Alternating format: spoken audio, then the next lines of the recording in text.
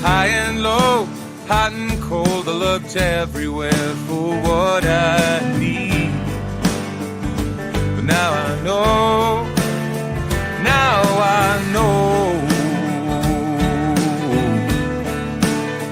I'm going back to loving me. That song always makes me smile. Hello, welcome to SOS, Soulfully Observant Sage. We're not doing orgasms tonight. I'm so glad you're here. I am your host, Jennifer Elizabeth Masters. Tonight is for all the empaths out there. We are discussing the empath narcissistic relationship, and tonight is the last of a 3-part series on narcissists, and you can find the archives on bbsradio.com/SOS and also on my YouTube channel. And if you're joining me for the first time, thank you for being here and welcome. If you're returning, thank you. I love that you've come back to listen again. This show is nothing without you. I'd be doing this like shouting into a bucket all by myself if you were not here. So thank you for being here. I am a soul sculptor. I help you break the mold of past trauma and heartbreak, becoming softer, stronger, happier, maybe like some toilet paper, and infinitely more successful in all areas of your lives. And the foundation of my work is self-love. We can't expect others to love us if we don't love ourselves, right? So if you have a question or a comment tonight, please feel free to call in. We'd love to have you. And the phone numbers for this station are 888-627-6008 or 323-744-4831. I have had firsthand experience with both narcissists and being an empath from a very early age. From day one, you could say, my mother is a narcissist. And for more than 35 years of inner work, I have come to a loving place with me. It's taken me a long time to get here, but I know the ropes. I know how to help others get to a place of happiness and joy, whether you've had a narcissistic relationship with someone or not. And so I've had a lot of healing work that I've done with myself, and I'm in a compassionate place with my past and my mom, and I'm in the process of healing, my heart. I also healed my body, mind of fibromyalgia, Epstein-Barr, sinus infections, depression, anxiety. The list is long, let me tell you, and codependency. Depression and anxiety. An offshoot of having a mother that's a narcissist is codependency. And codependency is when we value a relationship more than we value ourselves. We put the relationship ahead of everything else. And that is to our detriment. Empaths and narcissists are the subject tonight. And the truth is that if you've had a narcissistic parent, you are likely an empath. If you've attracted narcissistic partners, you are most likely an empath. And you'll discover a lot more about yourself on this show. Trauma from any kind of heartbreak or whether it's sexual trauma or abandonment as a child does not go away. And we have to work through it, heal it. And if we don't, we can develop fibromyalgia, autoimmune diseases, rheumatoid arthritis, bladder infections, sinus infections, pneumonia, depression, anxiety, diabetes, and even cancer. And cancer comes from the deep secrets eating away at us from the inside. Now, if you visit my website, jenniferelizabethmasters.com, you can go to my About page, About Me page, and see what is possible with the power of the mind and a positive mindset. And you can find my books, Odyssey, Victim to Victory, Orgasm for Life, and Sacred Relationships, all on Amazon and also Audible. So let's look at the empath. Well, the empath is quite attractive, friendly, helpful, willing to get inside the other person's heart. And they often see the potential in others and might even marry someone based on what they see in another person. In other words, marrying the potential. However, the potential doesn't always pan out. And now there are several checkpoints or indicators that someone is an empath.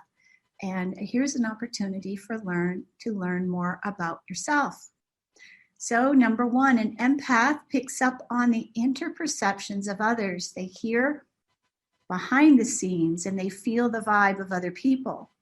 An empath is very sensitive, even delicate. They can feel another's pain. They can read another's moods and sense energy of the world and even the planet. An empath might talk to plants, trees, or animals, or at least sense their distress. Empaths have a true passion to be helpful. They enjoy finding out about another's needs and desires. Empaths are deeply moved by beauty and nature. And if you are an empath, you might even cry at the first snowfall, viewing a beautiful mountain, a deer, the Grand Canyon, for instance. And most empaths like to hike, be out in nature. They love the arts, the aesthetic side of life, and many empaths are artistic. So we are also drawn to spiritual things. You may have had thoughts like, why am I here? What is the meaning of life? Empaths look for the deeper purpose in life with a rationale that guides them. Empaths are available to the underdog. We have a tendency to help those that are less fortunate. You might help a person in a wheelchair or homeless, disabled, someone that has difficulty with a dog or groceries. You might assist an elderly or ill person with shopping or cooking. Helping people who struggle is something that empaths often do. Empaths can be idealists. You might wonder why people of our country or the earth can't just get along. Why can't we all just get along? You may focus on joy, love, healing. If you're an empath, you likely believe in love. I know I do. But there's a lot of other things that we believe in too. We, as empaths, have probably been scammed before, maybe a few times. Empaths need to be alone. Solitude is the counterbalance to absorbing others' energy. You know, we're like a sponge. Fatigue often plagues empaths due to over-giving or absorbing too much of others' energy in an effort to help them. If you're an empath, you likely treasure your time alone. You need downtime to recuperate. Sounds lovely, doesn't it? It must be great to feel so deeply and to actually know what others are feeling and even thinking, yes? Well, there is a rub. Empaths attract narcissists because they have a desire to serve, and the narcissist loves to be the receiver of the servitude. Narcissists tend to be bossy, controlling, and love to find people they can dominate. Although you wouldn't know it when you meet one for the first time. They can be very charming. The empath is vulnerable to controlling individuals and have a very difficult time saying no. They tend to enjoy being yes people. Yes, yes, yes. And since empaths have such a difficult time saying no, they need to focus on creating healthy boundaries. It could be one of those things that you work on your entire life. They can get in over their heads and often give away too much, often giving away the farm, and may end up sick or overcommitted, and that can lead to sinus infections and other illnesses. So empaths are also very susceptible to guilt, and having a narcissistic mother or father can program us very early to be manipulated by guilt. And guilt, as you know, is one of the lowest vibrating emotions. Well, maybe you don't. It is one of the lowest vibrating emotions. It is something that we do not want to live in or surround ourselves with. It it is not a very positive emotion. It's what you consider a negative emotion. And so shame, of course, is another very low vibrating emotion, and that narcissists can serve up steaming hot. Empaths have a tendency to give too much and are over responsible, often taking on the responsibilities of their parent, even parenting their mothers. Does this sound familiar? The downside. Well, there is a downside. Emotional fatigue. The fatigue can be so deep that it makes it difficult to get out of bed at times. You may wake up tired. The election probably has taken quite a toll on you if you're an empath. You feel what everyone is feeling deeply. I know some people that cried the last election when they learned of who won. And so we need to really unplug from this. All right. Depression and anxiety can be part of an empath's life at times. And I want to address these negative emotions because it is part of the coaching work that I do for my clients. I do energy clearing, and energy clearing lifts these deep emotions along with past lives and all kinds of other things that can help to heal the body and mind, allow you to feel more joyful, happier, sleep better. And if you go to my website, there is a part there that talks about what is an energy clearing, what does it do? So you can also, and there's some freebies here if you listen carefully. I have free energy clearings out on the web. If you Google free energy clearing, Jennifer Elizabeth Masters, there are two of them on YouTube and a list of them if you pull up the blog that has them attached. And there's also a free download on my website that transmutes worry and anxiety at jenniferelizabethmasters.com. Please do take advantage of these freebies. They are out there to help you feel better, and they will do so immediately. So I also clear suicide ideation and depression. I have worked with people where I did one clearing, they never felt suicidal again. So just to reiterate, these free energy clearings will help to sustain a healthy emotional balance and allow you to alleviate fear, feeling down or overwhelmed. Empaths need to be careful not to shoulder the world's responsibilities or the world's problems, and you can easily get caught up feeling that you haven't done enough, or you might even feel guilty about not doing enough, and that is not a good thing. We've already talked about guilt, and guilt can be a very low vibration that brings you down. We don't want to do that. You can overemphasize ideals as an empath and get caught up in how things should be. So, I've had some people say, well, you don't want to should all over yourself. And so one of the words that I have eliminated from my vocabulary when I speak to myself is should. I have stopped telling myself I should do this or I should do that. And it is one of those words that I try really hard to not use. And why? Because that should, it's actually a form of abuse, personal abuse. We don't want to abuse ourselves. There's enough abuse going on out there. We don't have to abuse ourselves.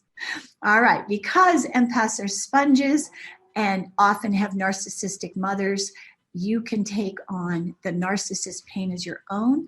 Holding on to emotional pain and deep secrets can cause cancer. I cannot emphasize enough how important it is to get your energy cleared regularly. And Yoda is agreeing with me. I want to remind you that we are energy. Everything is energy. Emotions are energy. Holding on to resentment or anger can cause liver or gallbladder damage. Anger can also cause heart issues and high blood pressure. All of these things can be cleared, and with some guidance, you can learn how to stay calm and pull your energy back closer to you. So think about playing poker. When you're playing poker, you hold your cards close to your chest. You don't want to stick your neck out into the energy field or send your energy out too far from you. You want to keep it in closer And this is one of the things that the empath needs to learn how to do, is keep their energy to themselves, as opposed to, I wonder what he's doing, I wonder what she's doing, and sending your energy out to take care of the world. You will end up drained and exhausted. We don't want to do that. And downtime, I mentioned it already, but I'm going to say it again, it's imperative. So if you are burning the candle at both ends, getting up early, staying up late, on the internet all day long, or reading and Google searching, you need to really watch that. Guard your energy. And I remember some time ago when I said to a friend, I need to guard my energy. And he said to me, oh, nonsense. Well, he wasn't an empath. So we need to do that. We do need to guard our energy. We need to be careful about what we do with our energy. So being out in nature is very grounding. It will allow you to release the emotions that you've held on to. Sitting against a tree can be helpful. It's one of the things that I do, is sit on my butt on the ground with my back up against the tree. And I know it may sound a bit crazy, but I'll ask the tree, can you take away whatever I don't need? Can you take away my pain? Can you take away my sadness? And the tree, it's amazing. And you can just ask for the tree to transmute the energy. Energy can be transmuted. You don't have to have the tree take negative energy on. And there's plenty of ways to release negative energy that we take on from others. A hot Epsom salt bath is another. And if you don't have Epsom salts, throw a handful of just regular salt or sea salt in the water. And that will help you to release as well. You know, boundaries are something that the empath really needs to work on. Learning how to say no is incredibly freeing. It is something that we need to practice. Recognize what is your responsibility and stop trying to fix everyone's unrest or problems. As an empath, you actually predict things that could happen, and you often preempt a problem from happening to make others feel comfortable. I know one of my clients and I were talking about this very thing yesterday. We sense what someone else is feeling. We sense their discomfort about something. And even before they say, could you please, if we're not sitting in our center, if we're not aligned, if we're not grounded, and if we don't have good boundaries, we may reach out and say, oh, it feels to me like you would like me to invite you over, or it feels like you need me to take care of this for you. So when we do that, we're offering our energy for something that hasn't been requested. Stop doing it, because it's a bad habit. Wait for somebody to ask. Allow them to ask. If they want help, then give it. But if they haven't asked, don't go sending your energy out there to fix their problems or their uncomfortableness. It's not your responsibility to fix everyone. You will deplete your precious life force, and I use the word precious, and I mean it. So learn how to say the following, and I'm giving you a few things to practice. Practice, practice, practice. Do role playing, stand in front of the mirror, say these things daily until you become strong enough to do and say them easily with regularity. Are you ready for the first one?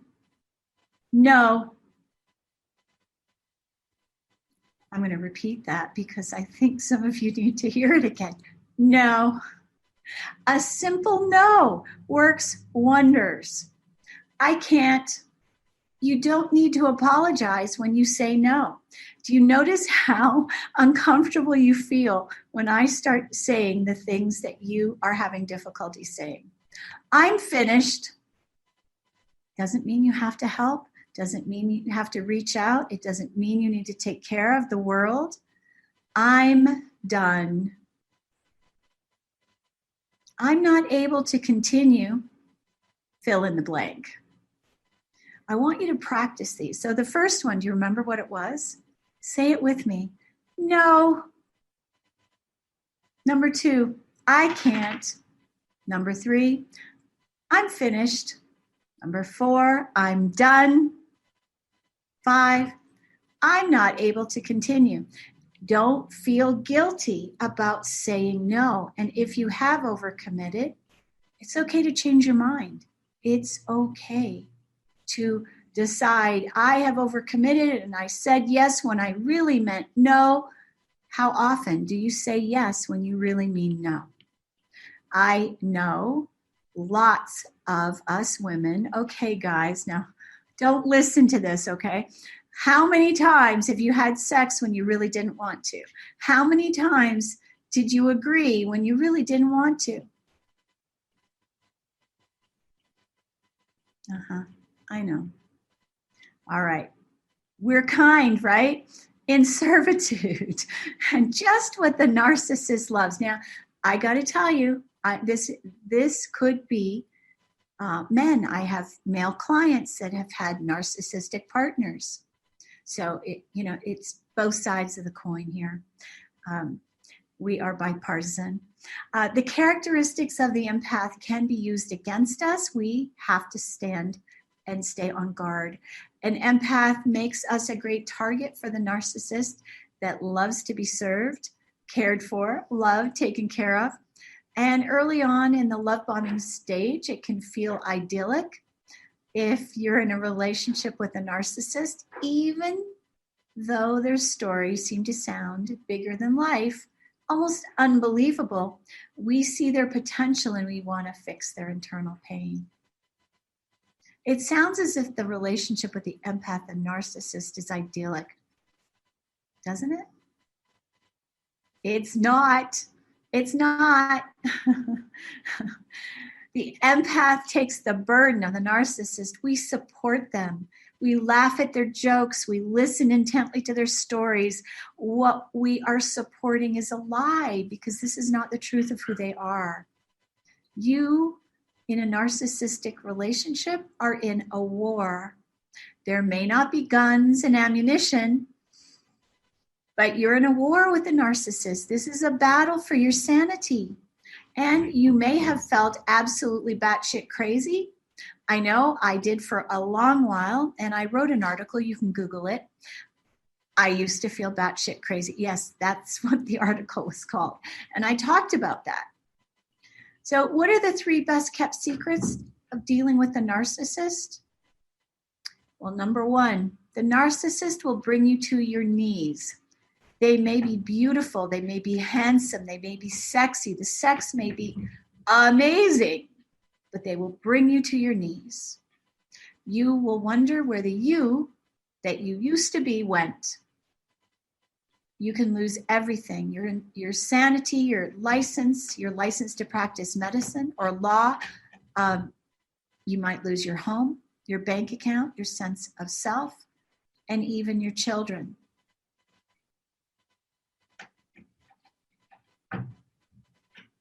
I'm not kidding. What is going on in my house?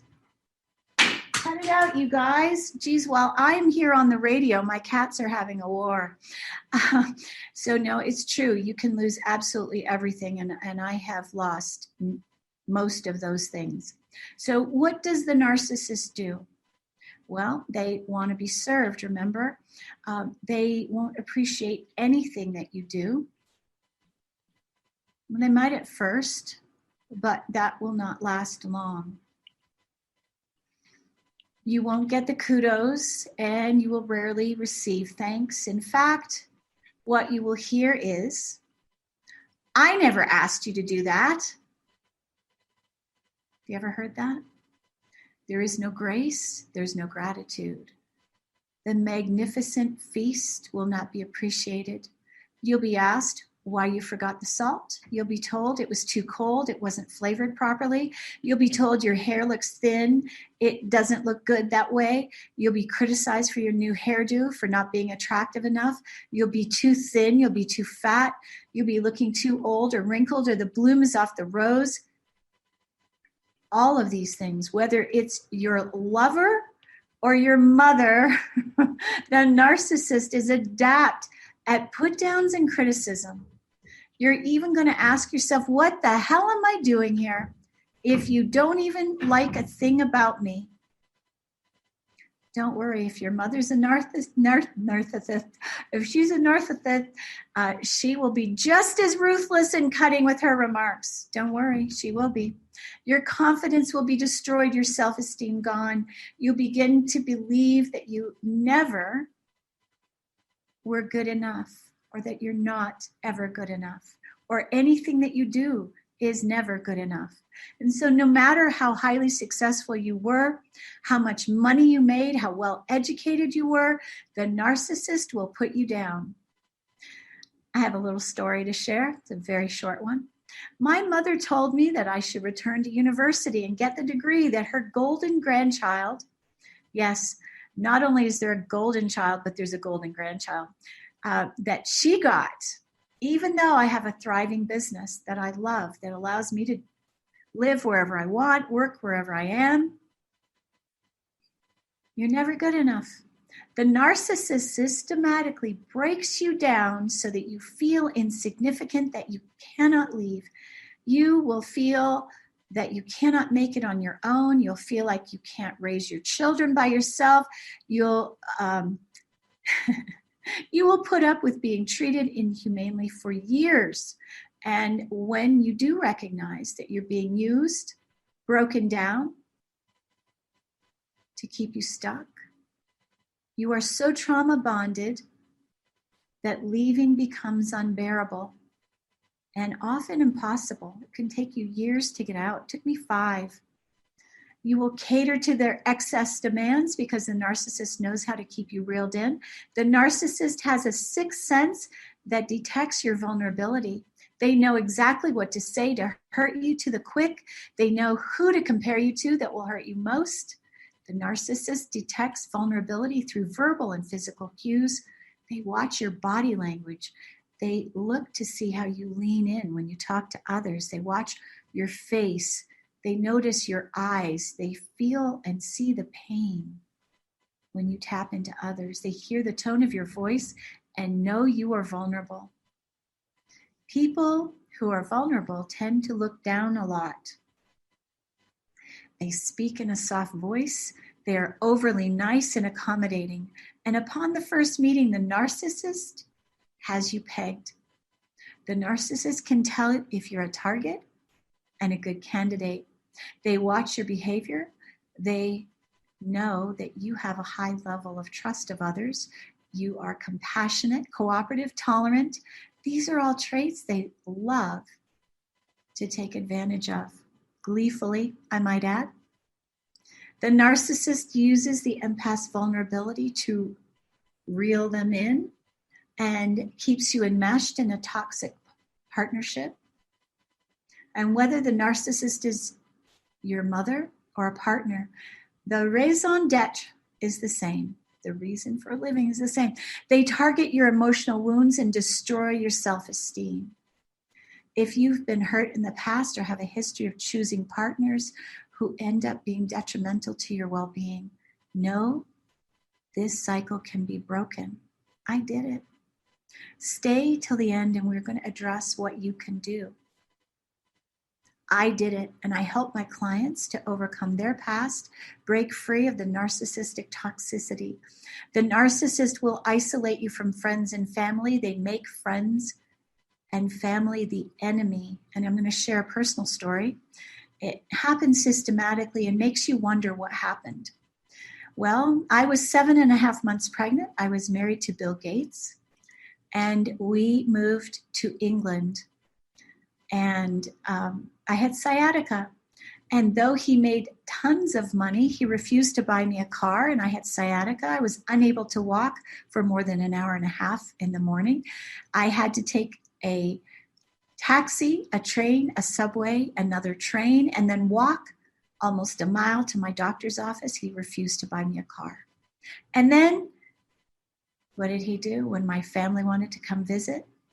He made them bad people. He wanted to keep them away. He didn't want my flight attendant friends. When I used to fly for Air Canada, he didn't want them visiting me. He kept telling me that they were using us when they had a free hotel and a per diem.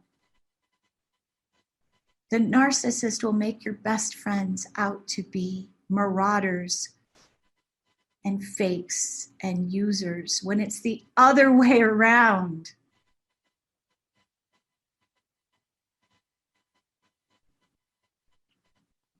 So there's more on that one. He wanted me to drive him to the airport and pick him up. And even after I had the baby, my second son, and I was breastfeeding, you know what that's like. You've got about an hour and a half in between feedings if you're lucky. And he wanted me to pick him up at the airport. He didn't want me to have a car. He liked being adored, the adoring family coming to pick up my husband. All right, so you've probably heard of the love bombing. Oh, I love you so much. I love you. I love you. This is a phase that ends miserably. And when that stops, the narcissist likely is having an affair with someone else. They blame outside influences for your troubles. They will blame your parents, your grandparents, your siblings, your best friends, and even your children. Cutting you off from your family and friends, not even allowing family to visit, even at the wedding.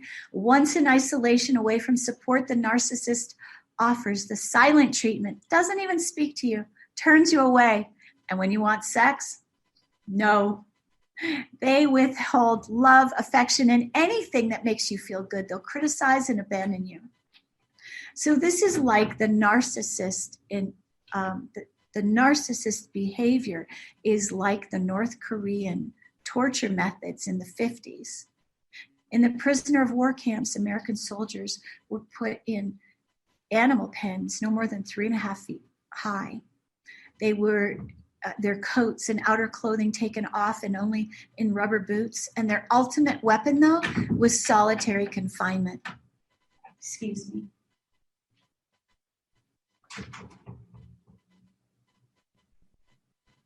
Told you my animals are having a war here.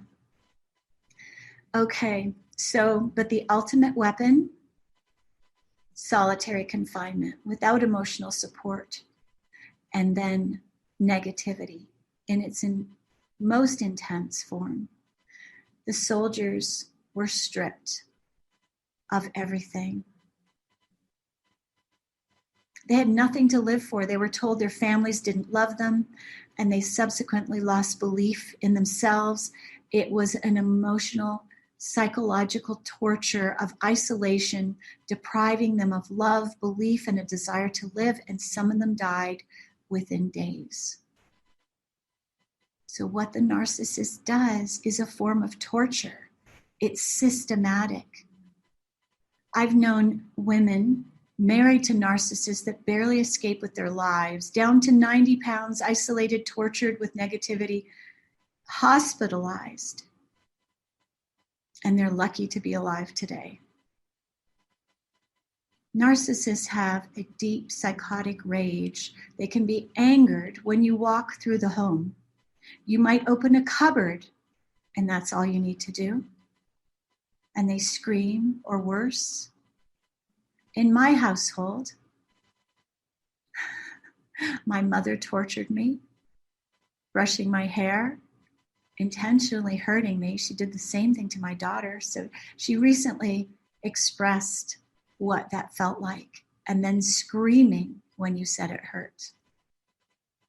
You may become so overly anxious that you're afraid to breathe. And as a teenager, I was so thin and anxious that when I went to visit my high school girlfriend in California, her family didn't even recognize me. I'd lost so much weight. I was so anxious. I wasn't even myself.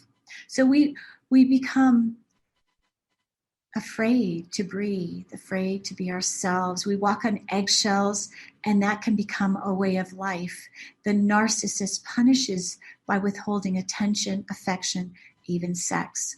And if you live apart, they may not return phone calls or texts. In my mother's case, I've witnessed her going for weeks, even months, without calling, and didn't call me back. And once I cut contact with her for over 2 years, she never called me during that time. The narcissist is malicious, jealous, cruel. They don't deserve your devotion, compassion, or empathy. The narcissist confuses, isolates, and abuses. Not a good combination. It's easier to exploit someone who prefers to stay alone. The empath loves to serve. The narcissist loves to be served. So you may think this sounds like the perfect match. But the narcissist is entitled, and we already mentioned most narcissists have little grace or gratitude. And as an empath, we feel the emptiness of the narcissist. We absorb their pain, and we can become burdened by absorbing those emotions. So how can you turn it around? There is a silver lining here. You can commit to yourself to heal. You can free yourself from your past. You can forgive yourself. Forgiving yourself actually is paramount.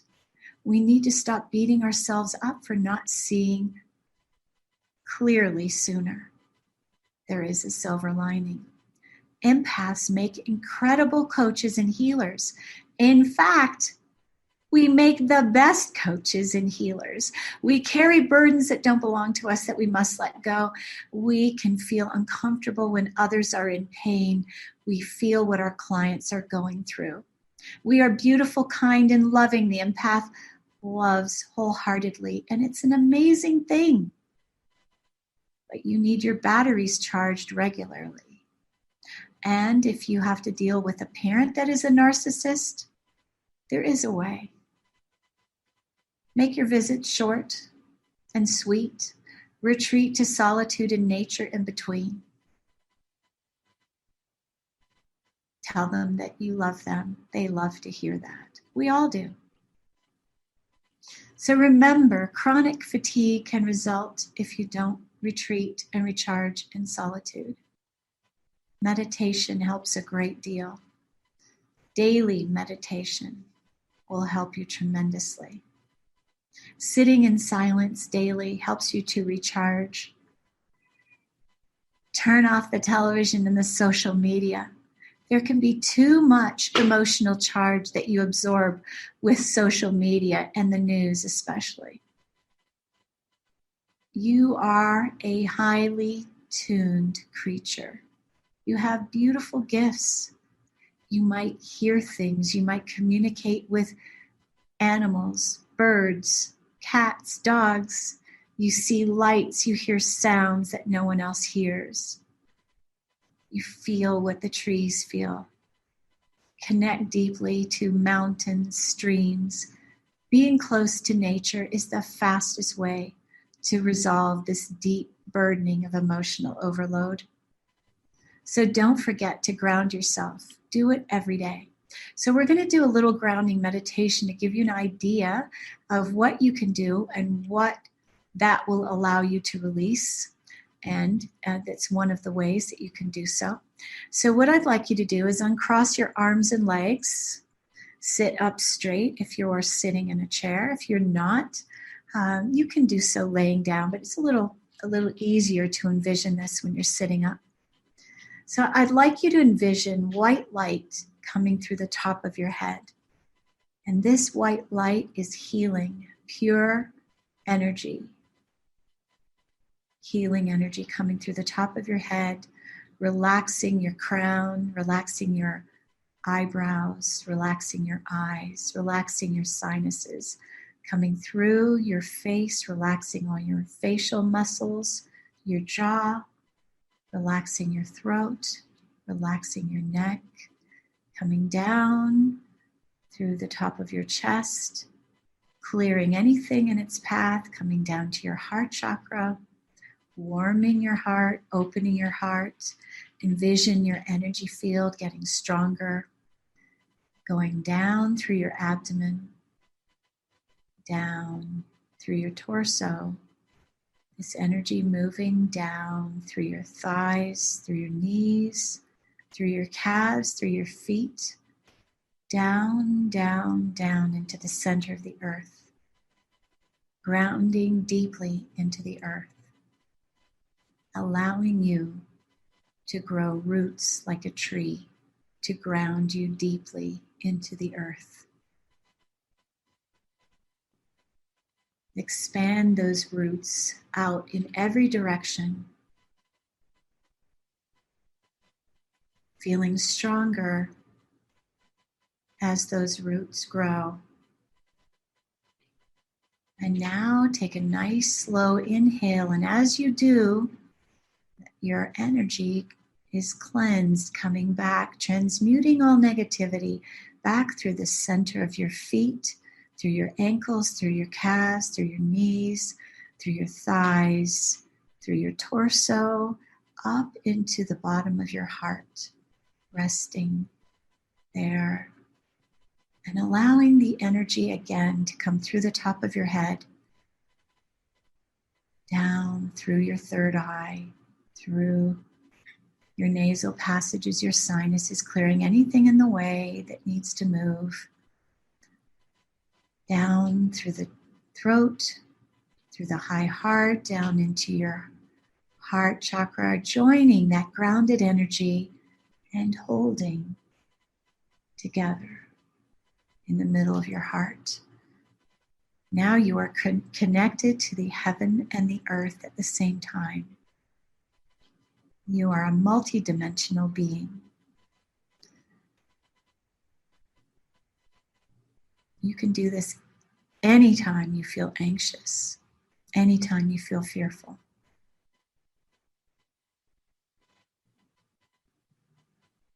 Now breathe normally. Allow yourself to come back to the room. Your energy strengthened, expanded, feeling beautiful, feeling loved.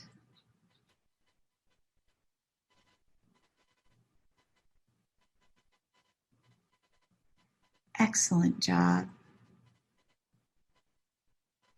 That was great. You did beautiful. Take another deep breath.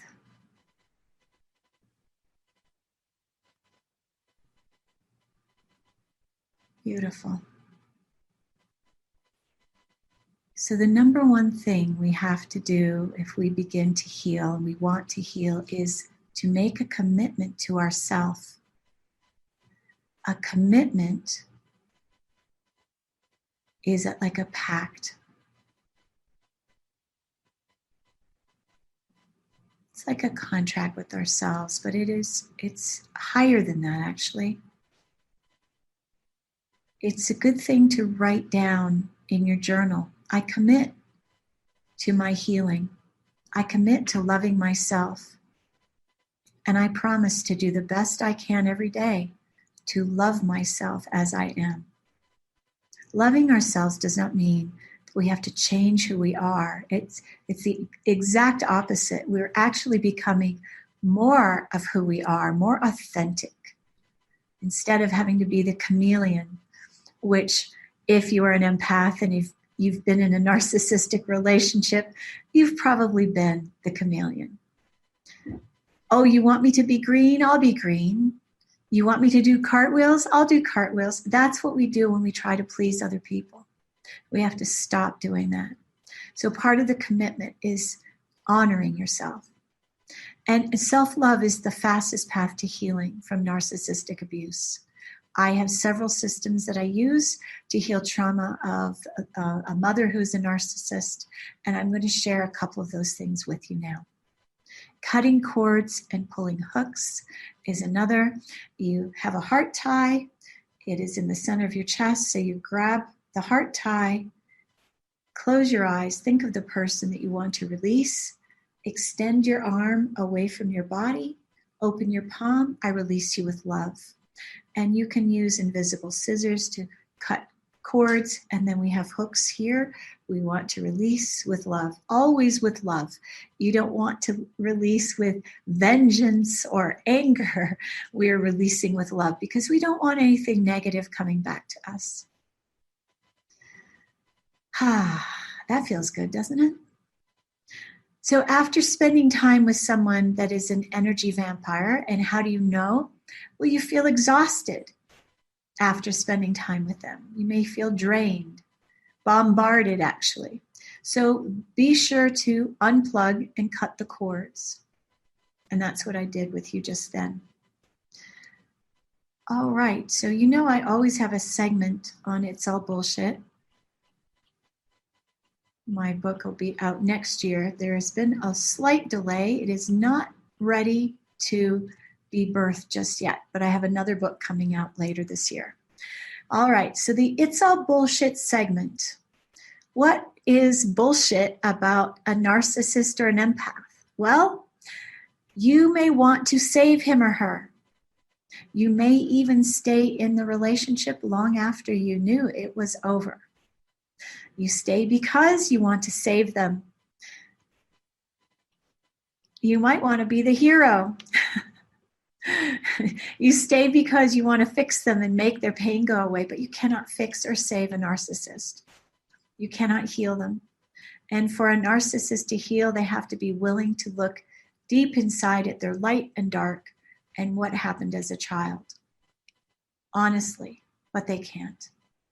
They cannot see the truth inside themselves. A narcissist will not go to therapy. There is nothing wrong with them in their mind. They are good.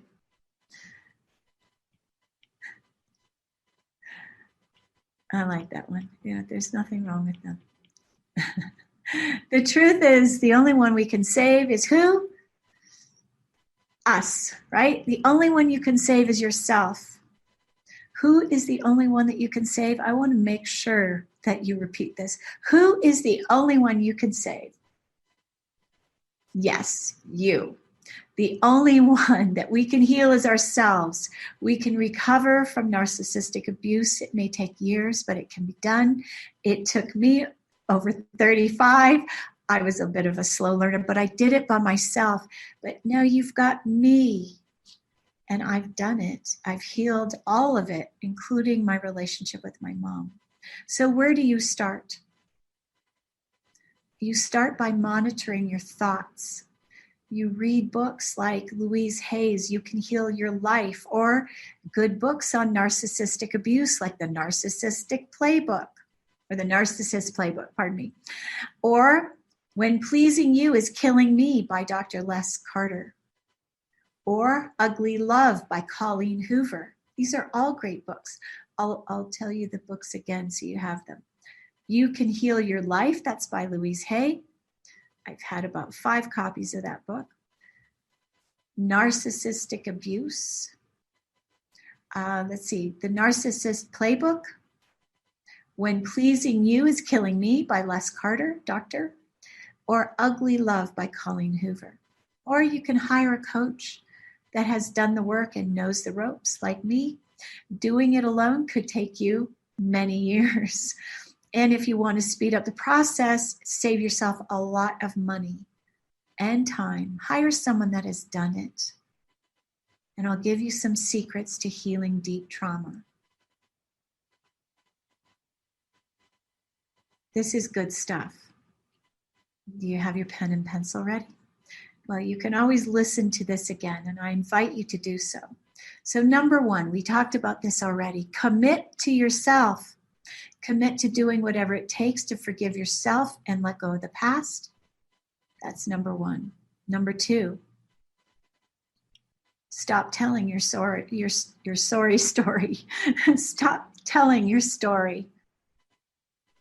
Change your story. And you can do that. You know, we create with our thoughts. So if you keep focusing on the past, you keep dragging it into your present and your future. So think of what you want rather than what you don't want. Here's another book that's wonderful, is Transurfing in 78 Days. Transurfing in 78 Days. Great book. I also have a show on BBS about bending reality, where I talk about bending reality.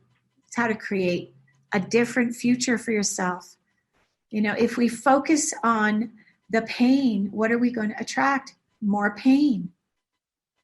Use mantras to reprogram the unconscious mind. Did you know 95% of the thoughts we think are ones we're not even aware of? I'll be doing clearings on clients and I'll say, you've got despair and you have grief. And they'll go, no, I don't. I go, well, it's unconscious. You're not aware of it.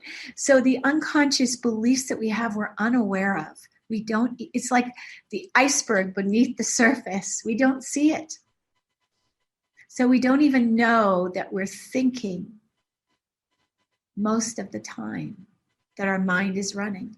So using mantras will help to reprogram the unconscious mind or the subconscious mind through repetition. And I'm going to give you 3 right now. So the first mantra is, I love me. And if that doesn't feel good, I am loved. And the third one is, I am enough. You are enough. You might just not believe it yet. So when you use mantras, when you're in the shower, drying your hair, walking your dog, driving your car, cooking, cutting up veggies, do the mantra when your mind is in neutral. Driving a stick, you ever driven a stick shift? You put the stick in neutral. Your car doesn't go anywhere, right? Stick's in neutral. That is what we do with the mantras. We're doing mantras when the mind is in neutral. And the mind is in neutral. It's not engaged when we're doing mundane tasks, the things that we've done 1,000 times before. Brushing your teeth, washing your face, taking a shower, shaving, putting on makeup, drying your hair, folding laundry, driving your car, walking your dog, swimming. Swimming is a great way to reprogram the mind because you just shut the mind off while you're swimming, doing laps. It's a really good time. I used to do a lot of laps and do my mantras then. All right, so what were the mantras? Do you remember? Do you remember the first one? I love me. I love me. And you could, hug yourself. I love me. That could work very well. The next one is, I am loved. Try which one feels the best. Repeat it slowly, gently in the background of your mind. Just float it through the background of your mind. And then the third is, I am enough.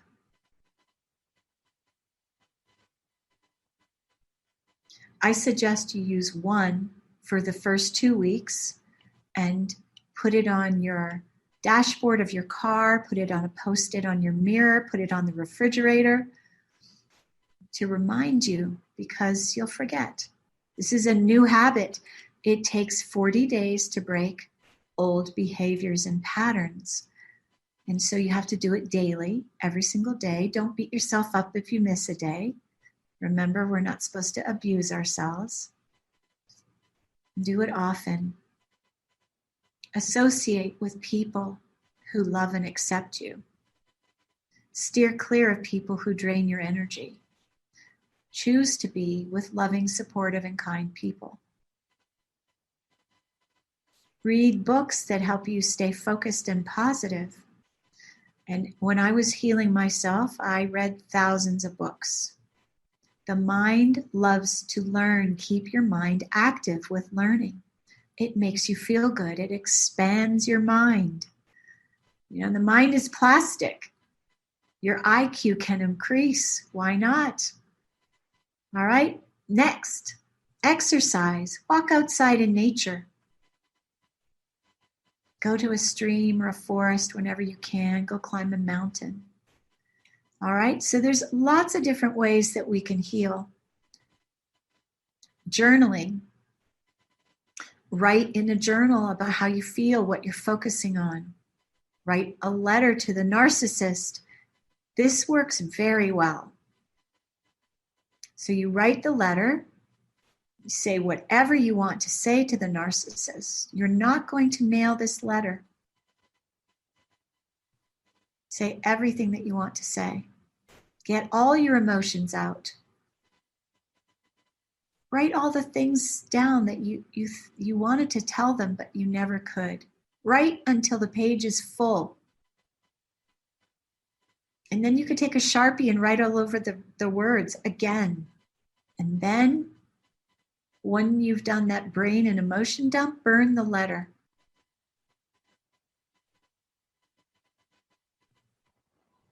If you want to get rid of the person, you can flush the letter. And then they can be out of your life. If you want to maintain the relationship, you can throw the ashes outside or in the trash, put them in the garden.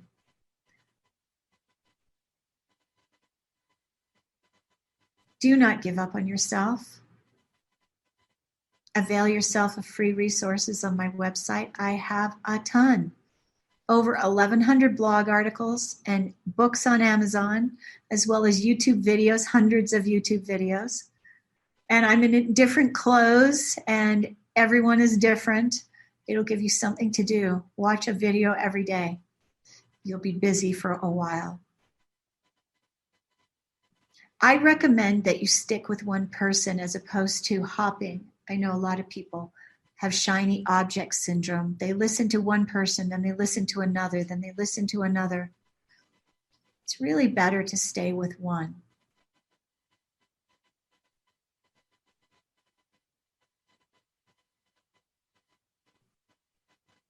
Keep a soft focus when you think of yourself. Think of yourself as a newborn baby. If you have ever had a child or held a child, remember what they were like when they were babies, how sweet they were. When they cried, would you beat them up? When they pooped, would you beat them up? Of course not. So don't beat yourself up. Be kind to yourself with your words, your thoughts, your deeds. I cannot tell you how many people that I work with continue to criticize themselves. Stop completing the narcissist's dastardly job. Stop it. If your thoughts aren't kind, change them. Use your imagination. Remember what Einstein said? You cannot fix a problem with the same mindset that created it. So you must use a different mindset to heal. You cannot beat yourself up like you've been beaten up by others. Be kind to you. If your thoughts aren't kind, put a rubber band on your wrist and twing it every time you think of a nasty thought and you're telling yourself something horrible. I did that for a while. I think I did it for about 3 days. And I went, I'm not doing this anymore. It did help, though. It really helped. It was a pattern interrupt. That's what we need. So if you have trouble staying on track, do the rubber band thing. And you know what? I've said this so many times. I think somebody created a new product. They took my idea and ran with it, and they're selling this product. All right. So remember that we create our health with our thoughts and our emotions. Get an energy clearing regularly. There's free energy clearings out there. And I have some packages that are very reasonable. There's Infinite Everything that has 19 energy clearings in it. It will help you heal relationships. It'll help you think very differently about why you got into these relationships. There's so many wonderful things in that package, Infinite Everything. 19 energy clearings and a bonus of healing the birth trauma. It walks you through the birth and a rebirth from a very different perspective place with a healed mom. It's really powerful. And the Infinite Everything package with the 19 energy clearings is only $97. It's on my website. And if you can't find it, email me at jenniferelizabethmasters@gmail.com. And I also have a depression package, $67, that will heal anxiety, worry, depression, suicide ideation, guilt, and shame. What can you get for $67 that can do those things? Listen to it every day. You know, at the beginning of the hour, I mentioned that the foundation of my program My programs are all about self-love. And there's a reason for this. You know, without the love of self, we will not be happy permanently. Self-love is one of the gifts God has given us. Beating yourself up, self-abuse, self-criticism, it's ungodly. You are trashing yourself by beating yourself up, which is why you feel so fucking awful. Stop doing that. I don't know about you, but I love me. And I'm going to suggest that you get back to loving you too. I love you. I appreciate you. Have a beautiful, kind, compassionate, and caring night. Remember, being an empath is a gift, not a curse. I love you. Thanks for being here. I'm going back.